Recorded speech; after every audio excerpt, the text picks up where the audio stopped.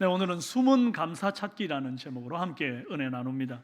오늘은 맥주 감사주일입니다. 당시 하나님께서 맥주 감사주일을 지키라 하시는 의도가 뭐였겠습니까? 40년간 유리방황하며 하늘의 만나를 먹던 이스라엘 백성들이 드디어 가나안 땅에 입성하고 정착하고 소출을 먹게 되는 그 복을 누리게 됨을 하나님께 감사하게 하기 위한 목적입니다.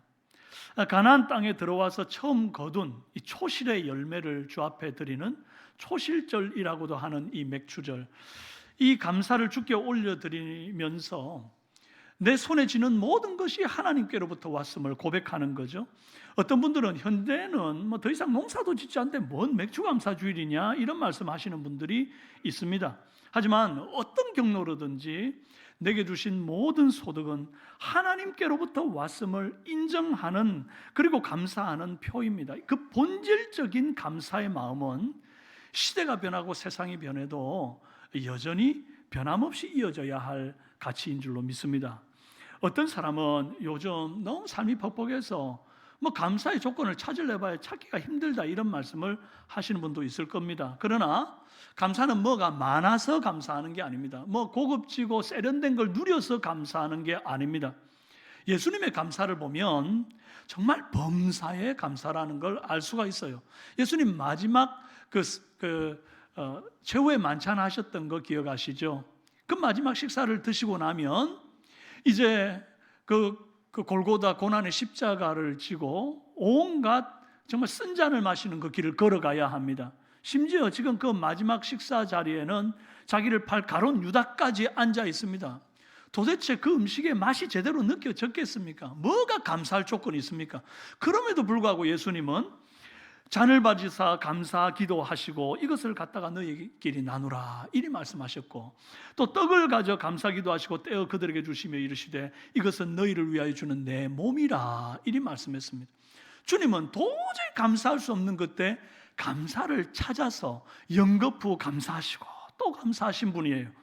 오늘 이 강론이 마치고 난 이후에 우리가 성찬을 하게 될 텐데, 우리가 예수 그리스도의 이 떡과 잔을 받을 때에 예수님이 그 최후의 만찬 때 가지셨던 그 마음과 같은 감사의 마음이 우리에게 있기를 바랍니다. 예수님만 그런 게 아닙니다. 사도 바울도 정말 감사할 조건이 도무지 되지 않는, 빛 한 점 들어오지 않는 그 지하 감옥, 칙칙하고 어둡고 습한 그 불편한 감옥 속에서 감사를 고백하는 서신들을 얼마나 많이 썼습니까? 에베소서 5장 20절, 범사에 우리 주 예수 그리스도의 이름으로 항상 아버지 하나님께 감사하며 그랬어요. 기침을 하십니다. 에어컨 꺼주세요.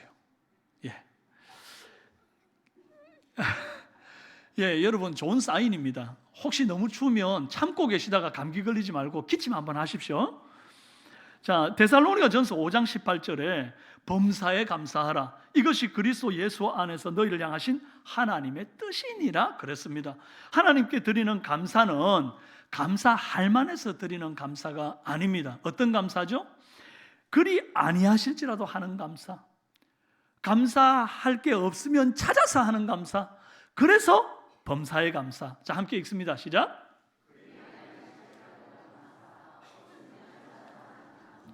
범사에 감사. 할렐루야. 자, 이번 주부터 이제 예레미야 본문이 시작됩니다. 예레미야 본문은 참 어두운 메시지, 심판의 메시지가 이제 줄을 이루고 계속해서 같은 어떤 심판의 메시지가 반복되는 것 같아서 좀 읽을 때 쉽지 않은 느낌이 있습니다. 그런데 이 예레미야 본문을 읽으면서 도대체 어디에 감사할 구간이 있는가 찾아보기가 어렵다는 생각이 들지요. 하나님은 예레미야에게 너무 위험한 메시지를 너무 위험한 장소에서 전하게 하셨어요. 성전에 서서 외치는 거죠. 너희가 여호와의 말씀에 불순종하고 우상 숭배하고 인신제사 같은 악행을 행하면서 성전에서 예배했으니까 하나님이 날 보호하실 거야, 하나님 내게 복 주실 거야, 그런 식으로 여호와를 기만하는 신앙생활 이제 제발 멈춰라. 너희가 돌이켜 회개하지 아니하면 너희가 아끼는 성전을 모조리 그냥 황폐하게 만들어 버리겠다, 이런 메시지를 예레미야가 성전에 서서 모든 사람이 듣도록 외치는 거예요. 얼마나 듣기 싫은 메시지입니까? 그래서 사람들이 예레미야를 죽이려고 막 벌떼같이 모여듭니다. 이런 본문에서 감사거리를 찾을 수 있습니까? 예, 찾을 수 있습니다. 그리고 반드시 찾아야 합니다. 그것이 범사에 감사하는 이 눈을 가진 성도의 습관인 줄로 믿습니다. 그렇다면 예레미야가 진리를 전한 까닭에 고난을 받는 이 본문을 통해서 우리가 찾을 수 있는 감사가 뭔가? 제가 친절하게 한 3가지를 찾아봤습니다. 먼저 눈높이에 맞추어 경고의 사인을 주신 하나님께 감사하라. 읽어봅시다. 표지판을 하나 보여드리겠습니다. 보여주세요. 예, 저기 그 왼쪽 위에 있는 표지판이 뭐예요? 차가 지금 물에 떨어지는 이 길로 계속 가면 낭떠러지가 있습니다. 그러니까 멈춰서 돌아가세요, 그 말이에요. 그리고 그 오른쪽에 있는 표지판은요, 오른쪽 차선 하나 없어진 표시예요. 그러니까 한쪽으로 모이니까 속도 내면 돼요, 안 돼요? 안 되죠. 그 다음에 왼쪽 아래에 있는 표지판은 공사 중, 그러니까 조심해야 되겠죠, 그죠? 그 다음에 오른쪽 아래에 있는 표지판은 미끄럼주의. 너무 잘들 아시네요. 여러분 대학원 나오셔가지고 이거 다 아시는 거죠? 예. 이 표지판은요, 이 학교 문턱에도 못 가본 사람도 다 이해할 수 있는 표지판입니다. 눈높이를 확 낮춰서. 왜요? 운전하는 사람의 학력 수준하고 아무 관계없고 지적 수준하고 관계없이 누구라도 보면 직관적으로 깨달아서 조심할 수 있도록 하는 표지판입니다. 그래서 이 표지판에 이 본 이름이 뭔고 하니까 교통안전 표지판이에요. 도로교통안전 표지판. 그러니까 목적이 뭐죠? 무서워해라고, 돌아가라고, 그게 목적이 아니에요. 안전을 위한 표지판이다, 이 말입니다. 여러분, 구약시대의 선지자는 마치 움직이는 교통표지판과 같습니다. 이 선지자를 보면서 영적인 이 안전지대를 찾아가는 것이에요. 여러분, 고속도로를 운전하게 되면 다들 이제 표지판을 보면서 달리잖아요. 여러분은 어떤 표지판을 제일 좋아하는지 모르겠지만 저는 110이라는 숫자 표지판을 제일 좋아합니다. 그것만 보면 막 시원하게 뻥 뚫리게 막 달리잖아요. 그러다가 이 고구마 한 12개 먹은 것처럼, 물 없이 먹은 것처럼 이렇게 꽉 막히는 구간이 있어요. 구간 단속 구간이라고. 제한 속도가 걸려 있어요.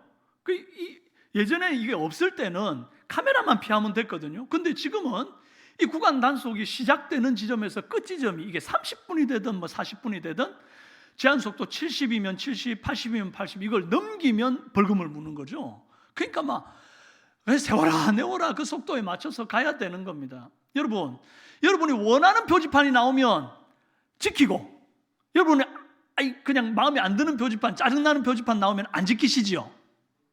큰일 납니다. 그랬다가는 내 마음에 안 드는 표지판 나와서 마음대로 가면 벌금 나오고 사고를 당할 수 있는 위험에 처하게 되는 것입니다.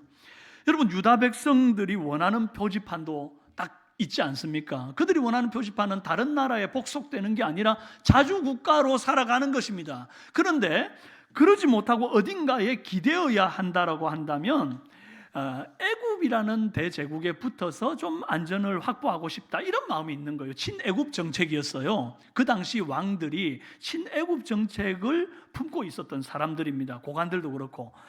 그런데 27장에서 예레미야가 하나님의 말씀이라면서 이상한 표지판을 들고 나타나요.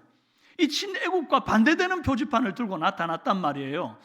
여러분이 이제 이 예레미야를 볼 때 선지자가 위험한 메시지를 전하고 어려움을 당한다, 이게 문자로 보니까 그 마음의 필링이 잘 안 오잖아요. 그래서 좀 깊이 공감할 수 있는 게 좀 필요하겠다. 그래서 제가 막 천지 인터넷 세계를 뒤지다가 기적같이 하나를 발견했어요. 한국 영화가 아닙니다. 그래서 없는 자막을 또 심지어 만들어 달았어요. 3분짜리 짧은 영화인데 이 예레미야의 지금 이제 이 상황을 여러분이 공감하면서 한번 보실 수 있기를 바랍니다. 보시죠.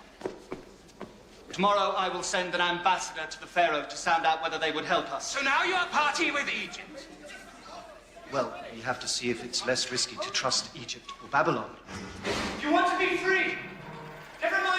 Egypt or Babylon? Turn to God. Who are you? It is Hilkiah's son. Oh. So you are the false prophet I've been hearing about. My name is Jeremiah, and I speak only the truth as God shows it to me. And God demands you make a fool of yourself in front of this court. To show that you must accept the supremacy of Babylon, or Jerusalem will be destroyed. The yoke of slavery is upon you, and you must concede.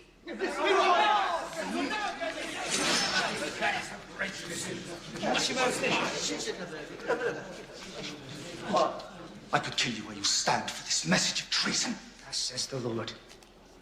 For lo, I am calling all the tribes of the kingdoms of the north, and I will utter my judgments against all the cities of Judah for all their wickedness in forsaking me. The army of Babylon approaches to carry out God's plan. Your army stands ready, my king. Egypt is strong again and will join our battle. If you would turn to God instead of your generals, you would hear him say, "Deceive not yourselves. Pharaoh's army, which has come forth to help you, shall return to Egypt, and Babylon shall come again and fight against this city and take it and burn it." That's blasphemy! God has turned his face against this city, and he shall destroy it with fire unless you repent. I'm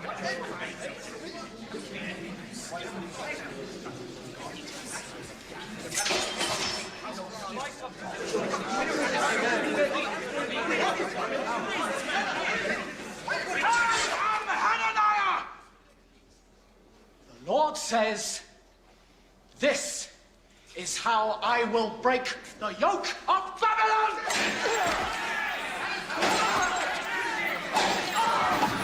Thus says the Lord God of Israel!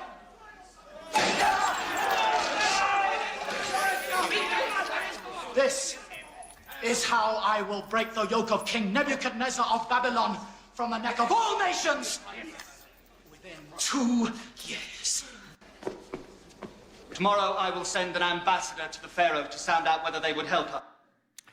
예, 여러분 지금 이제 예레미야가 목숨을 걸고 소가 끄는 멍에를 이렇게 자기 목에 걸고 와가지고 백성들과 왕 앞에서 이렇게 메시지를 전하는 장면을 보셨어요. 그리고 그것을 이제 하나냐라는 거짓 선지자가 칼을 뽑아들고 막 그걸 부수고 거짓된 예언을 하는 그런 장면을 보셨습니다. 참 얼마나 위험한 일들을 감당합니까? 얼마나 또 목숨을 건 사명의 길을 갑니까? 그런데 또 한편으로 이렇게 보면 예레미야가 소가 매는 멍에를 자기 목에 걸고 이렇게 하나님의 말씀을 전하는 모습이 세상 사람들 보기에는 너무 우스꽝스럽게 보였을 거라는 거예요. 아무리 그래도 어떻게 사람 목에 소 끄는 멍에입니까? 참 볼품없고 민망한 방식 아닙니까?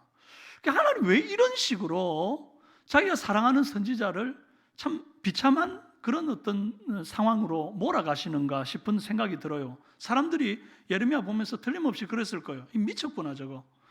경상도 말로 아이고 넘사 싫어보라, 가까이 하지 마라, 너 저 사람이랑 친하면 안 된다, 아마 이랬을 거예요. 그러나 이 모습이 너무 강렬해서 한 번 본 사람은 절대 잊어버릴 수 없는 강력한 사인이 되는 것입니다. 보는 사람들마다 저 사람 저 왜 저래? 저 예레미야라는 선지자인데 하나님이 자기한테 말씀을 주셨대. 바벨론의 멍에를 메고 그들에게 순종해서 살면 목숨을 건지고 때가 되면 돌아오게 될 것인데 그렇지 않으면은 칼과 재앙에 죽고 전염병에 죽는데, 그러면서 자기들끼리 서로 말하는 겁니다. 멀리서 이 멍에를 메고 있는 예레미야를 보기만 보면 그 본 사람들끼리 서로 수군수군대면서 이 메시지를 나누는 거예요. 이 얼마나 효과적인지 모릅니다. 예레미야가 막 큰 소리로 계속 떠들지 않아도 이 멍에를 메고 있는 것만으로도 벌써 메시지가 끊임없이 전해지고 있는 겁니다. 그리고 이것은 대학원생 아니라도 누구라도 보면 이해할 수 있는 그런 메시지가 되더라는 거예요.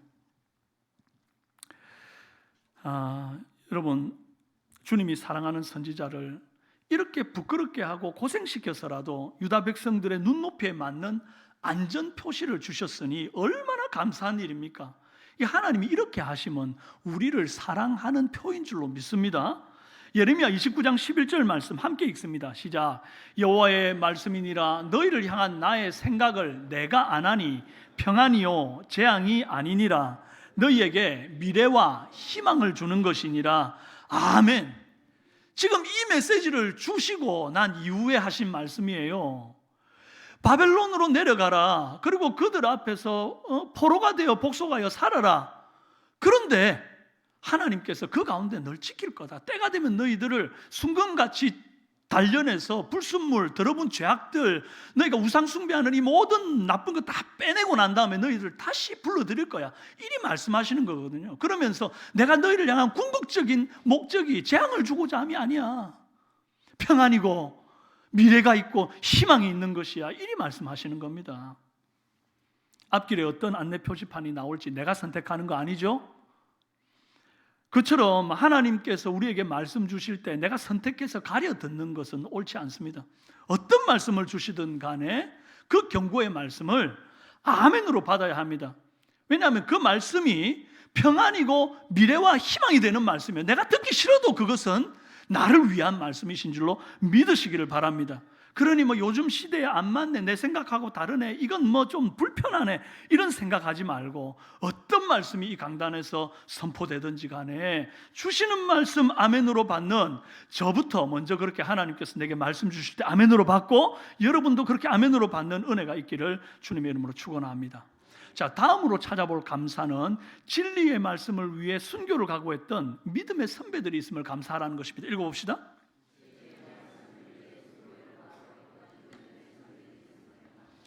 오늘 본문에 3명의 선지자가 등장합니다. 첫째는 히스기야 시대의 유다의 심판을 예언했던 미가 선지자, 둘째는 요야김 시대의 유다의 심판을 예언했던 우리야라는 선지자입니다. 이 이름이 다윗이 그 밧세바를 범했던 그 밧세바의 남편 우리야하고 이름이 같죠, 그죠? 근데 혼동하시면 안 됩니다. 이 사람은 선지자, 요야김 시대의 선지자 우리야예요. 그리고 또 그 다음에 또 한 명 더 나오는 게 이제 우리가 잘 아는 예레미야이죠. 이 세 사람은 유다의 심판에 대해서 외쳤지만 그 처우가 전혀 다르게 나타나는 그런 선지자입니다. 미가 선지자부터 보면요, 이 사람이 얼마나 흉흉한 심판을 유다에 예언했냐니까 시온을 바깥이 그냥 경작해버리겠다, 완전 갈아엎어버리겠다는 겁니다. 나라를 완전 뒤집어 엎어버리겠다. 그리고 예루살렘은 돌무더기가 되게 하겠다. 그다음에 성전산은 산당의 숲처럼 아주 그냥 형편없이 그냥 그렇게 우거지게 만들어 버리겠다. 이리 말씀을 하십니다. 얼마나 듣기 싫은 예언이에요. 내 나라가 망하겠다는데 누가 그걸 좋아하겠어요? 그러니 이 꼴 보기 싫은 선지자 사람들이 가만 두려워했겠습니까? 그런데 히스기야 왕이 이 미가 선지자의 예언의 말씀을 딱 들었을 때 즉시 회개하고 자복하기에 이르러요. 그래서 유다가 심판을 면하는 역사가 있습니다.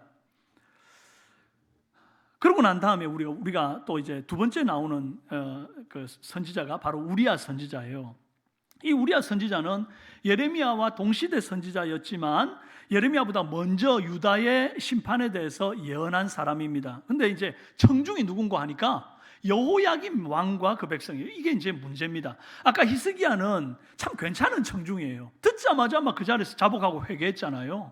근데 이 여호야김은요, 듣자마자 화가 나가지고 저 우리야 저놈 죽여라, 죽이려고 하는 것을 알고는 우리야가 애굽까지 도망을 갑니다. 그런데 사신을 보내서 기어이 잡아오게 해가지고 보는 앞에서 여호야김 왕이 그를 죽여버려요. 그러고는 그 시체를 평민의 무덤에다가 그냥 방치해서 던져버리는 겁니다. 시체를 훼손해서 존경받지 못하게 하는 겁니다.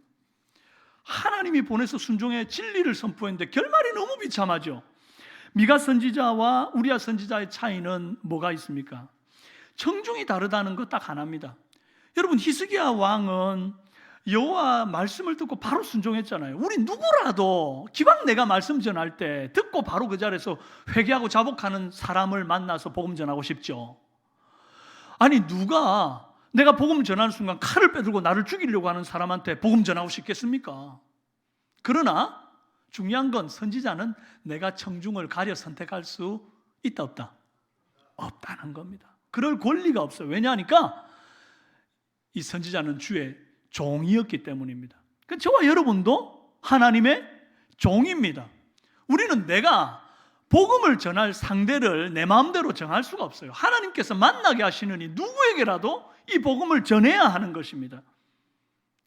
심지어 마음에 안 드는 사람, 오히려 나를 위협하는 사람이라 할지라도 예레미야처럼 또 이 우리야 선지자처럼 전해야 합니다. 자, 예레미야 선지자 한번 보십시오. 예레미야는 우리야 선지자를 비참하게 죽였던 이 여호야김 왕에게 가서 우리야와 똑같은 메시지를 전해야 되는 상황입니다. 그러면 마음이 어떻겠어요? 나 이거 여호야김 왕한테 이 메시지 전했다가 우리야처럼 죽겠네? 이런 생각 들겠어요? 안 들겠어요? 당연히 들죠. 그때 마음에 이런 원망이 피어 올랐으면 어땠을까 싶은 생각이 듭니다. 아니, 하나님 이러시게요? 왜 하필 여호야김 왕 앞에서 내가 이 말을 해야 됩니까? 우리야와 동일한 메시지 아닙니까? 우리야도 죽인 이 여호야김 왕이 나 안 죽이겠습니까? 하나님 지금 저 죽이려고 이러시는 거예요? 얼마나 원망스럽겠어요. 그리고 아니, 히스기야 시대에 나를 태어나게 하시지 왜 나를 여호야김 시대에 태어나게 해서 이렇게 고통당하게 하십니까? 시대 잘못 태어났다고 한탄하실 수도 있습니다. 그러나 예레미야는 여호와의 말씀이 임했을 때 조금도 망설이지 않고 가감없이 주신 말씀을 전합니다. 예레미야 속에는 이미 순교에 대한 각오가 있었어요. 죽을 작정을 하고 아까 그 영상에서 보셨잖아요. 막 칼을 빼들고 막 난리를 치는데 죽을 각오를 하고 메시지를 전하는데 하나님이 참 피할 길을 내사 그가 사반의 아들 아이감의 도움으로 죽지 않고 살아납니다. 이 세 분의 선지자는 메시지를 전한 이후에 받은 처우가 각각 달랐어요. 누구는 대접을 받았고 누구는 순교를 당했고 누구는 어떤 이의 도움을 받아 겨우 살아났습니다. 이게 무엇과 같으냐? 신약시대에도 이런 사람들이 있어요. 우리 사도 중에 야고보 사도가 똑같은 메시지를 예루살렘에서 전했는데 그가 목이 베어 참수형으로 당해서 순교를 당합니다. 그런데 똑같은 메시지를 전했던 베드로가 또 역시 순교당할 지경에 처해가지고 감옥에 갇혀 있었는데 순교당하기 전날 밤에 주의 사자가 나타나서 그를 감옥에서 풀어줘요.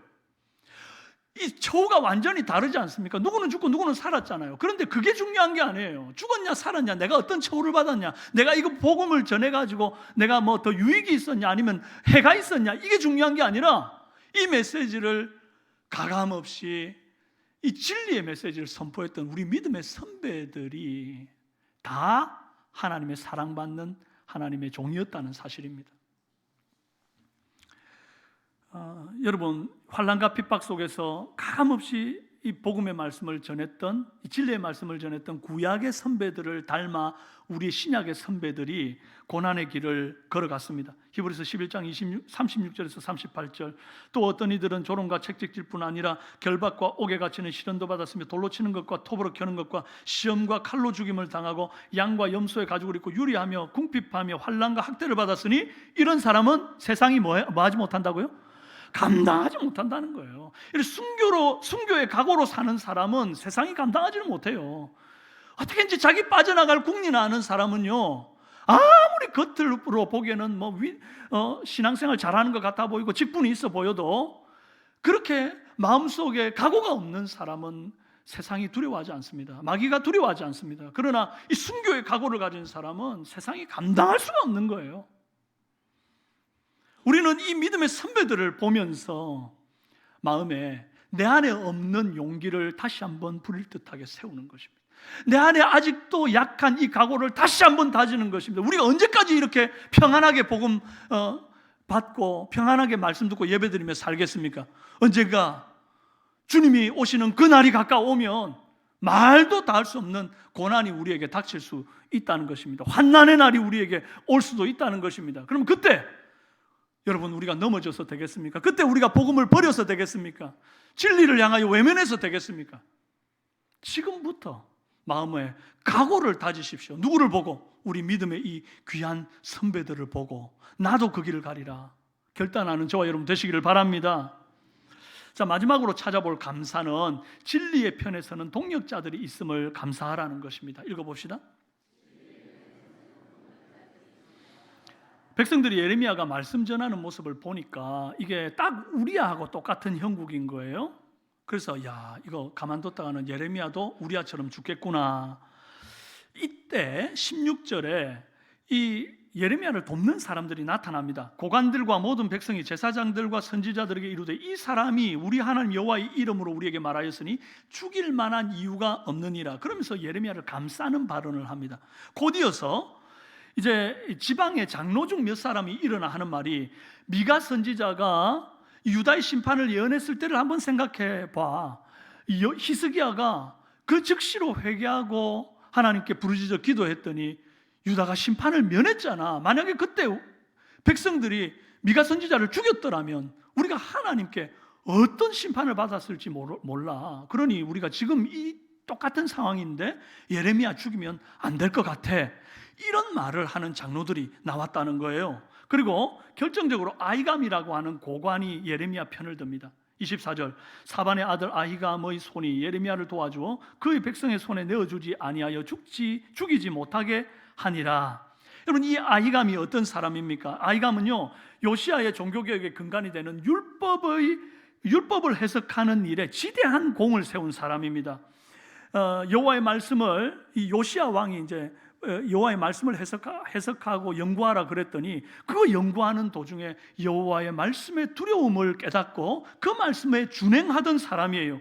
그러다 보니까 이 진리의 편에 서서 말씀을 외치는 예레미야를 자기의 높은 권력을 활용해서 도와서 살립니다. 그런 역할을 이 아히감이라는 사람이 해요.